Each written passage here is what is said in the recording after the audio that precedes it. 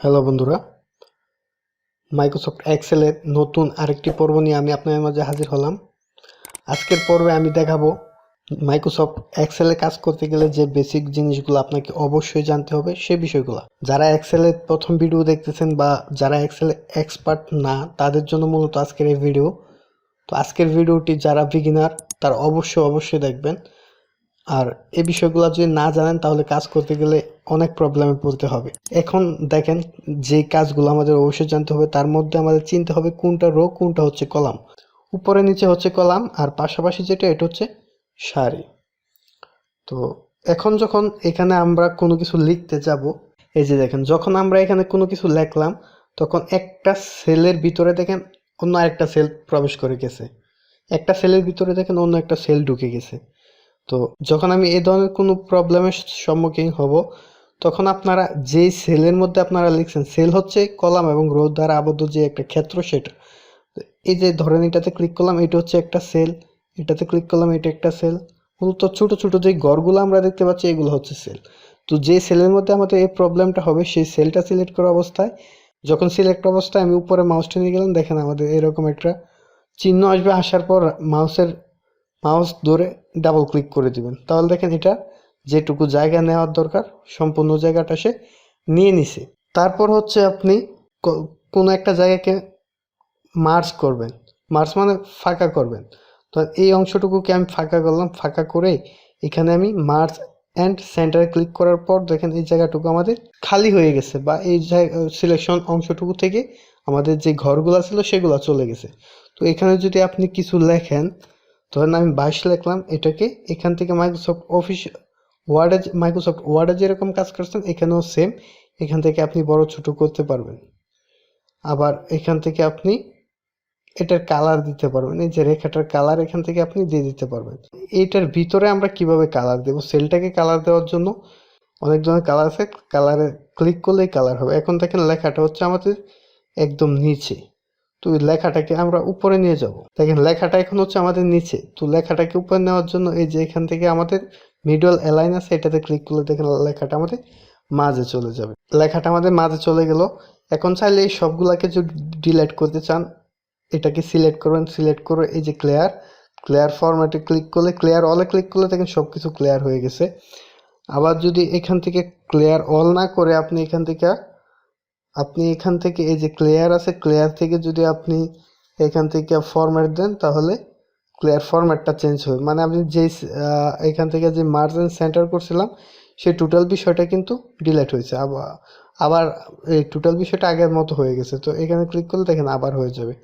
ওকে, এভাবে আপনি চাইলে এখান থেকে ক্লিয়ার অল করে দিতে পারেন। আমি এটাকে সিলেক্ট করা অবস্থায় এটাকে মাঝে নিয়ে গেলাম, এটার ফ্রন্টটাকে একটু বড় করে দিলাম।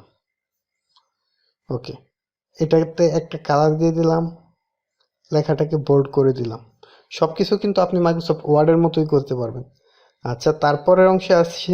এই যে এইটুকু অংশকে যখন আমরা সিলেক্ট করলাম, এইটুকু অংশ এখান থেকে এই অংশটুকু এখান থেকে আমরা বর্ডার দিতে পারবো। বর্ডার দেওয়া অবস্থায় দেখেন এটুকু সিলেকশন কিন্তু হয়ে গেছে। ওকে, এখন আপনারা যদি কোনো কিছু এখানে লিখতে চান, তো লেখার পর আবার যদি আপনার একটা সেলের ভিতরে লেখা জায়গা না দেন, বা একটা সেলের ভিতরে কিভাবে আপনি দুইটা লাইন লিখবেন সেই বিষয়টা যদি আমি দেখাতে চাই, তাহলে এখান আমি নেম লিখলাম, তারপর এটার ভিতরে যদি আপনি নতুন কোনো লাইন লিখতে চান তাহলে কিন্তু এটাতে আপনি এই যে এখান থেকে অল্টারে ধরে এন্টার চাপবেন, তাহলে দেখেন দ্বিতীয় লাইন লিখতে পারেন। রোল অল্টারে ধরে আবার এন্টার চাপেন, তৃতীয়টা হবে অ্যাড্রেস। তো এখন হচ্ছে এই লেখাটা দেখেন আমাদের এক পাশে চলে গেছে। লেখাটাকে মাঝে নেওয়ার জন্য এখানে ক্লিক করলে দেখেন মাঝে চলে গেছে। এখন চাইলে এই লেখাটাকে কালার করতে পারেন সেম আগের মতোই, এখান থেকে কালার করতে পারেন, বোল্ড করতে পারেন, ইচ্ছা মতো ডিজাইন করে নিতে পারবেন, কোনো সমস্যা নাই। আচ্ছা, তারপরে হচ্ছে আমি দুইটা সংখ্যা এখানে লিখব, 64, 18, 38, 44। এই যে আমি তিনটা সংখ্যা আমি এখানে লিখলাম, লেখার পর দেখেন আমরা কি করব। এই যে আমি তিনটা সংখ্যা এখানে লিখলাম, এই তিনটা সংখ্যাকে লেখার পর আমরা এখান থেকে প্রথমেই যোগ করব। যোগ করার জন্য আমরা প্রথমে সমান চিহ্ন দিব, তারপর ব্র্যাকেট দিব, তারপর এই প্রথম সেলটাকে সিলেক্ট করব, তারপর কিবোর্ড থেকে আমরা প্লাস চাপবো, চাপার পর এখান থেকে দ্বিতীয় সেলটাকে সিলেক্ট করে ব্র্যাকেটটাকে ক্লোজ করে এন্টার দিয়ে দেবো। দেখেন আমাদের যোগফল চলে আসছে। তো এখানে ক্লিক করে আমরা নিচে যখন ড্র্যাগ করব তখন আর আমাদের যোগ করতে হবে না, অটোমেটিক চলে আসবে। তো এখানে যদি আমি টোটালটা ড্র্যাগ করে দিই তাহলে এখানে কোনো মান নাই, এর জন্য এখানে এরকম দেখাচ্ছে। তো এখানে যদি আমি সংখ্যা বসায় দিই তাহলে অটোমেটিক সে যোগফলটা নিয়ে নেবে। দেখেন এখানে যখন আমি কোনো সংখ্যা দিয়ে দিচ্ছি অটোমেটিক কিন্তু সে মানগুলা নিয়ে নিচ্ছে, অটো যোগ হয়ে গেছে, অটো যোগ হয়ে যাচ্ছে।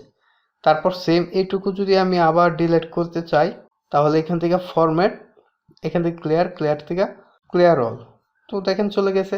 এখন যদি বিয়োগ করতে চাই সেম একইভাবে ইকুয়াল, প্রথমটা সিলেকশন করব, তারপর বিয়োগ দিব, দ্বিতীয়টা সিলেকশন করব, এন্টার দিয়ে দেবো। দেখেন ফলাফল চলে আসছে। এভাবে আপনি ড্র্যাগ করলেই ফলাফলগুলা চলে আসবে। এই যে দেখেন আপনি যা দিবেন এখানে অটোমেটিক ফলাফল চলে আসবে। এটাকে আমি আবার ক্লিয়ার করে দিচ্ছি। তারপর যদি ভাগ করতে চান তাহলে দুইটা সংখ্যাকে অনলি ভাগ করবেন। ভাগ করার জন্য ইকুয়াল দিবেন, দেওয়ার পর প্রথম চিহ্নটাকে সিলেক্ট করবেন, করে এখান থেকে কিবোর্ড থেকে স্ল্যাশ চাপবেন, চাপার পর দ্বিতীয় সংখ্যা এন্টার দিয়ে দেন। দেখেন ভাগফল চলে আসছে। এটাকেও যখন আপনি এখানে একটা এই সেলের যখন এই কর্নারে নিয়ে ধরবেন, দেখেন মাউস ছেড়ে দিলেও আমাদের এই প্লাস চিহ্নটা থাকবে, চাপ দিয়ে ধরে নিচের দিকে ড্র্যাগ করে দেন তাহলে রেজাল্ট চলে আসবে।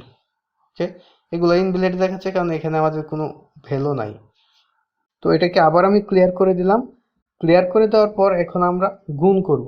গুণ করার জন্য হচ্ছে ইকুয়াল, তারপর প্রথম সেল, তারপরে কিবোর্ড থেকে আপনারা গুণ মাল্টিপ্লিকেশন চিহ্নটা দিবেন, গুণ, এটা শিফট 8 প্রেস করলেই হয়ে যাবে, অথবা সরাসরি আপনি কিবোর্ড থেকেও দিতে পারেন।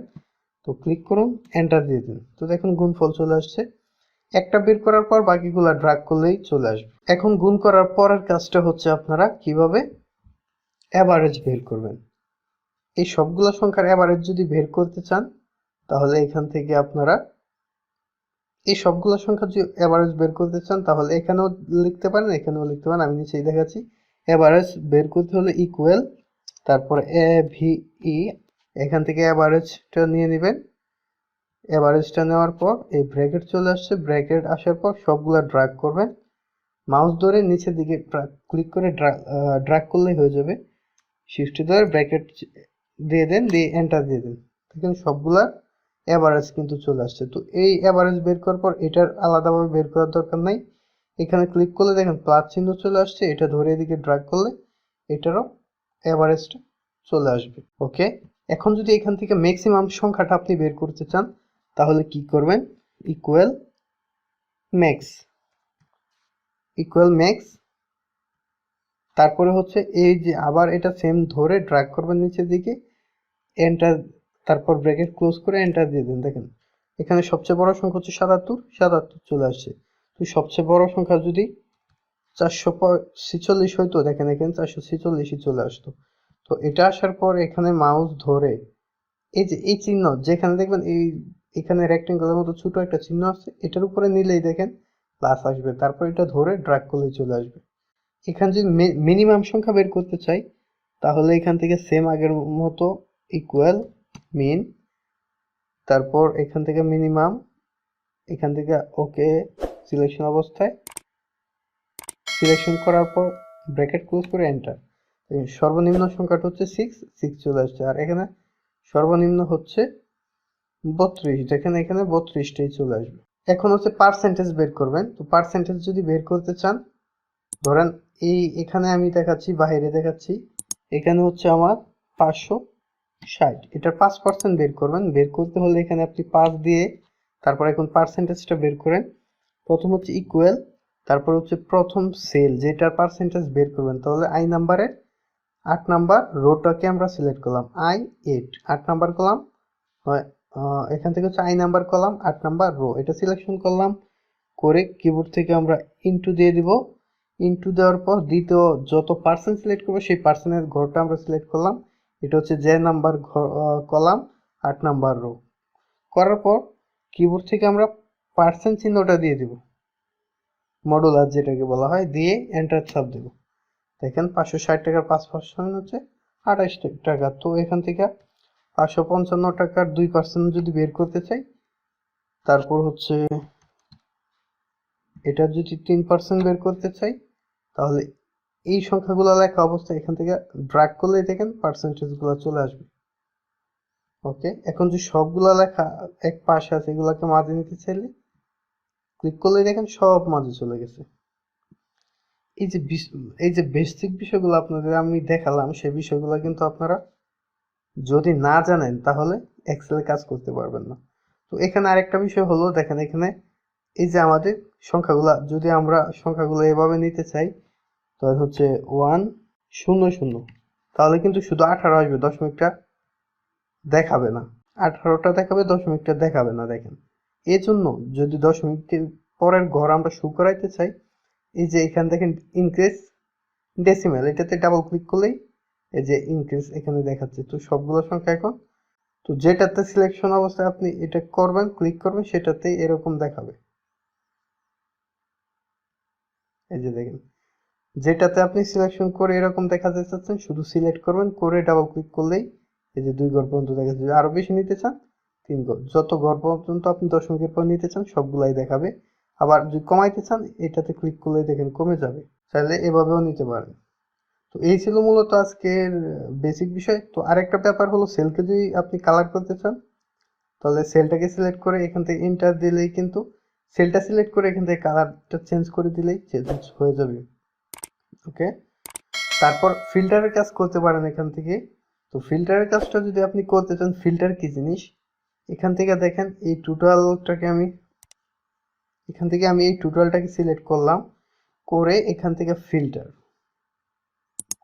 এই যে ফিল্টার, শর্ট অ্যান্ড ফিল্টার, এখান থেকে ফিল্টার, এই ফিল্টারে ক্লিক করব। ক্লিক করার পর দেখেন সবগুলা কিন্তু এই যে ফিল্টারের একটা আইকন চলে আসছে, এটাতে ক্লিক করলে আপনি এখান থেকে দেখতে পারবেন যে জিনিসটা আপনি শুধু দেখতে চাচ্ছেন সেটা। ধরেন আমি কয়টা 6 আছে এখানে, শুধু এটা দেখব, ক্লিক করলাম, দেখেন শুধু 6 নাম্বারেরটা দেখাচ্ছে, বাকিগুলা কিন্তু দেখাচ্ছে না।